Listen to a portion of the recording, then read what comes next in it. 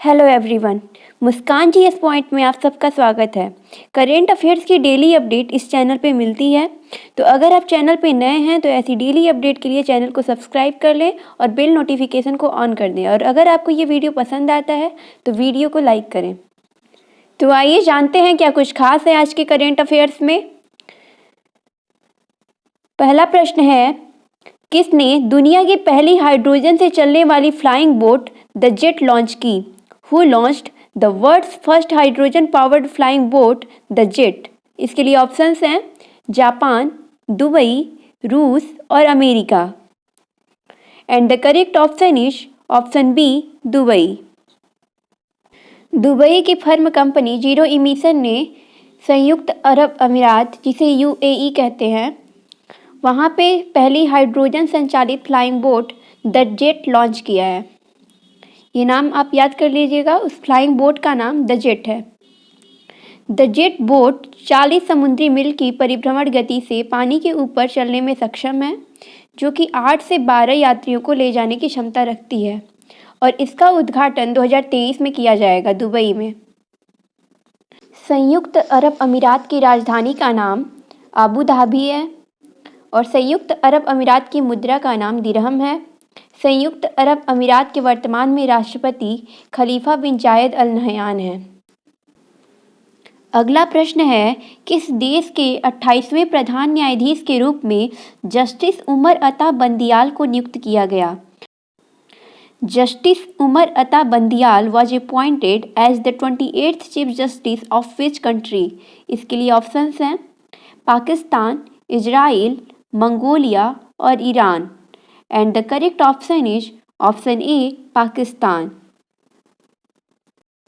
पाकिस्तान देश के राष्ट्रपति भवन में जस्टिस उमर अता बंदियाल को देश के 28वें प्रधान न्यायाधीश के रूप में शपथ दिलाई गई है। उमर अता बंदियाल 16 सितंबर 2023 तक पाकिस्तान के प्रधान न्यायाधीश के रूप में वहां पे कार्यरत रहेंगे और 2004 में लाहौर हाई कोर्ट के मुख्य न्यायाधीश के रूप में भी वो कार्य कर चुके हैं। पाकिस्तान की राजधानी इस्लामाबाद है और पाकिस्तान के प्रधानमंत्री इमरान खान हैं और पाकिस्तान के राष्ट्रपति का नाम आरिफ अलवी है।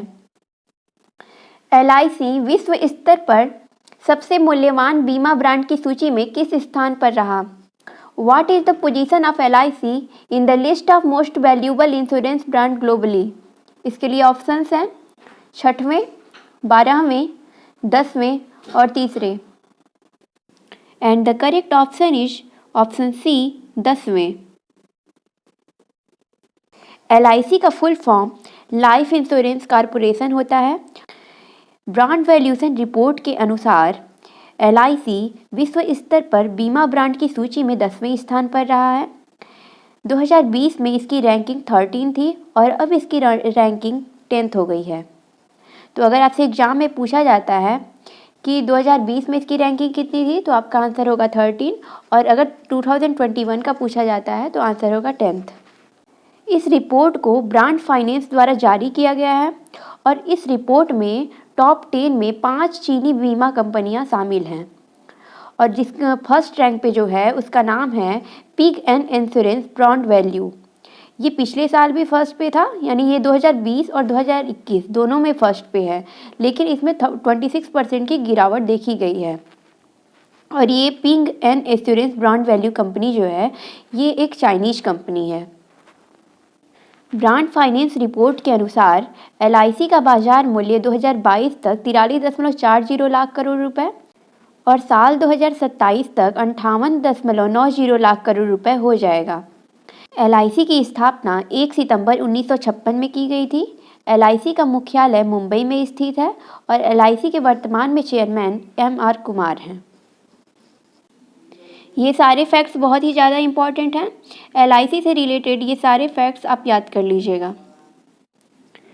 अगला प्रश्न है, राष्ट्रीय इलेक्ट्रॉनिक्स एवं सूचना प्रौद्योगिकी संस्थान के महानिदेशक के रूप में किसे नियुक्त किया गया? Who has been appointed as the Director General of National Institute of Electronics and Information Technology? इसके लिए ऑप्शंस हैं Vijay Kumar Shukla, doctor Krishna Nair, doctor Madan Mohan Tripathi and इनमें से कोई नहीं। And the correct option is option C, doctor Madan Mohan Tripathi. NIELIT का full form national institute of electronics and information technology होता है, ये आपको पता होना चाहिए, और जिसे हिंदी में राष्ट्रीय इलेक्ट्रॉनिक्स और सूचना प्रौद्योगिकी संस्थान कहते हैं। नाइलेट के महानिदेशक के रूप में डॉक्टर मदन मोहन त्रिपाठी को नियुक्त किया गया है। मदन मोहन त्रिपाठी दिल्ली टेक्नोलॉजी यूनिवर्सिटी के प्रोफेसर के रूप में भी कार्य कर चुके हैं।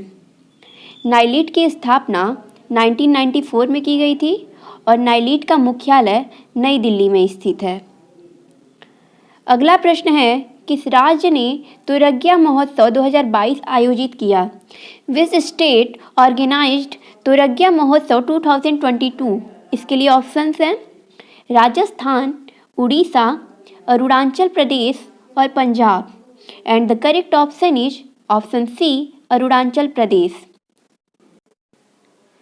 अरुणाचल प्रदेश के मोनपा आदिवासी समुदायों के द्वारा तुरग्या महोत्सव आयोजित किया जाता है और इस बार इसका आयोजन तवांग मठ में किया गया है और यह 3 दिवसीय महोत्सव था और इसके आकर्षण का मुख्य केंद्र सा नाच हम डांस होता है, जो कि भिक्षुओं द्वारा उनके देवता को प्रदर्शित करने के लिए किया जाता है। इस त्यौहार को व्यापक स्तर पर डुग्यूर महोत्सव के नाम से भी जाना जाता है। अरुणाचल प्रदेश की राजधानी ईटानगर है और अरुणाचल प्रदेश के मुख्यमंत्री पेमा खांडू हैं। अरुणाचल प्रदेश के राज्यपाल BD मिश्रा हैं। अगला प्रश्न है, किस राज्य में स्थित खिजादिया वन्य जीव अभ्यारण्य को रामसर स्थल में शामिल किया गया? In which state Khijadiya wildlife sanctuary was included in the Ramsar site? इसके लिए ऑप्शंस हैं राजस्थान, उड़ीसा, गुजरात और Punjab. And the correct option is option C, Gujarat. Gujarat में स्थित खिजादिया वन्यजीव अभ्यारण्य को रामसर स्थल में शामिल कर लिया गया है और इसके अलावा उत्तर प्रदेश राज्य के बखीरा वन्यजीव अभ्यारण्य को भी रामसर स्थल में शामिल किया गया है। पिछले वीडियो में मैंने बताया था कि टोटल जो रामसर स्थल में इंक्लूडेड इंडिया के प्लेसेज हैं उनका संख्या 47 है, लेकिन अब जब ये दोनों प्लेस उसमें ऐड हो गए हैं तो अब उनकी संख्या 49 हो गई है।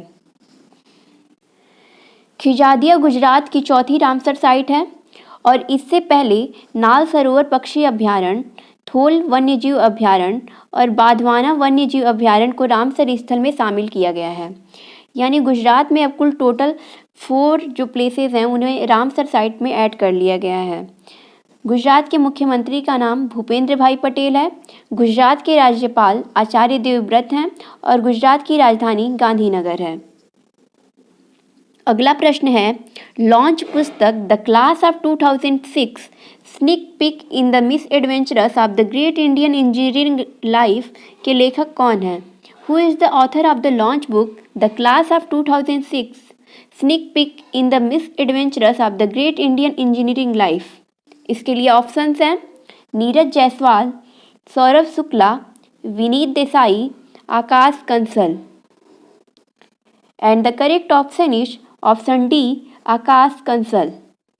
आकाश कंसल ने अपनी नई पुस्तक the class of 2006 sneak peek in the misadventures of the great Indian engineering life को लॉन्च किया है और इस पुस्तक को IIT कानपुर और दिल्ली प्रौद्योगिकी विश्वविद्यालय में सबसे बड़े पुस्तक लॉन्च समारोह में लॉन्च किया गया है। इस पुस्तक में आकाश कंसल ने 2006 की कॉलेज की बातों को बताने का प्रयास किया है, जिसमें वो अपने कॉलेज की बातों को याद करते हुए भावुक होते हैं। इस किताब को टोटल 18 एपिसोड में लिखा गया है और इसे अमेजन किंडल पर R माधवन के द्वारा लॉन्च किया गया है। R माधवन एक अभिनेता, फिल्म निर्माता और निर्देशक हैं। अगला प्रश्न है, सोनी ने डेस्टिनी गेम डेवलपर बंजी का कितने अरब डॉलर में अधिग्रहण किया?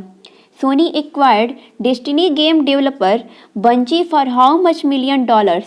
इसके लिए ऑप्शंस हैं 4.1 अरब डॉलर, 2.3 अरब डॉलर, 3.6 अरब डॉलर, $3.2 अरब।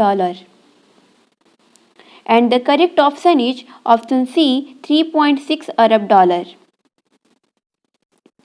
सोनी ने डेस्टिनी गेम डेवलपर बंजी का $3.6 अरब में अधिग्रहण कर लिया है और उसने यह अधिग्रहण अपनी स्थिरता को मजबूत करने के लिए किया है। सोनी कॉर्पोरेशन की स्थापना 1946 में की गई थी और सोनी कॉर्पोरेशन का मुख्यालय टोक्यो में स्थित है। सोनी कॉर्पोरेशन के सीईओ केनिचिरो योशिदा हैं। अगला प्रश्न है, किस भारतीय खिलाड़ी को लॉरेंस विश्व खेल पुरस्कार में ब्रेक थ्रू पुरस्कार से सम्मानित किया गया? Which Indian sports person was awarded the Breakthrough Award at Lawrence World Sports Award? इसके लिए ऑप्शंस हैं वीरेन दयोल, विजय सुंदरम, नीरज चोपड़ा एंड इनमें से कोई नहीं। And the correct option is option C, Neeraj Chopra.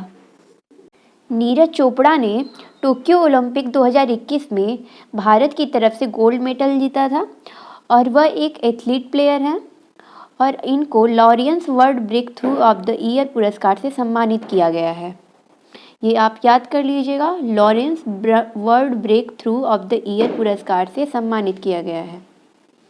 इसके अलावा टेनिस स्टार डेनियल मेदवेदेव को और एम्मा रादुकानो को भी इस पुरस्कार के लिए शॉर्टलिस्ट किया गया है। डेनियल मेदवेदेव एक रशियन प्लेयर हैं और एम्मा रादुकानो एक ब्रिटिश टेनिस प्लेयर हैं। ये दोनों लोग टेनिस प्लेयर हैं। नीरज चोपड़ा को पद्मश्री, मेजर ध्यानचंद खेल रत्न पुरस्कार, अर्जुन अवार्ड आदि से भी सम्मानित किया जा चुका है। अगला प्रश्न है, अमिताभ दयाल का 51 वर्ष की आयु में निधन हुआ है। वह एक प्रसिद्ध क्या थे? Amitabh Dayal has passed away at the age of 51। What was he a famous? इसके लिए ऑप्शंस हैं अभिनेता, वैज्ञानिक, कवि और लेखक। And the correct option is option A, अभिनेता। अमिताभ दयाल का 51 वर्ष की आयु में हार्ट अटैक से निधन हो गया है और वे एक अभिनेता और एक फिल्म निर्माता थे और उन्होंने ओम पुरी के साथ कगार लाइफ ऑन द एज 2003 में किया था और भोजपुरी फिल्म रगदारी 2012 में और राज बब्बर की धुआं 2013 में आदि जैसी कई सारी फिल्में की हैं। ये थे आज के करंट अफेयर्स के क्वेश्चंस जो कि आपके आने वाले एग्जाम के लिए बहुत ही ज़्यादा इंपॉर्टेंट हैं। इस चैनल पे आपको फैक्ट्स के साथ सारे क्वेश्चंस बताए जाते हैं, तो अगर आप इस चैनल पे नए हैं तो चैनल को सब्सक्राइब कर लें और बेल नोटिफिकेशन को ऑन कर दें ताकि डेली ऐसी अपडेट आपको मिलती रहे। थैंक्स फॉर वॉचिंग, मिलते हैं नेक्स्ट वीडियो में।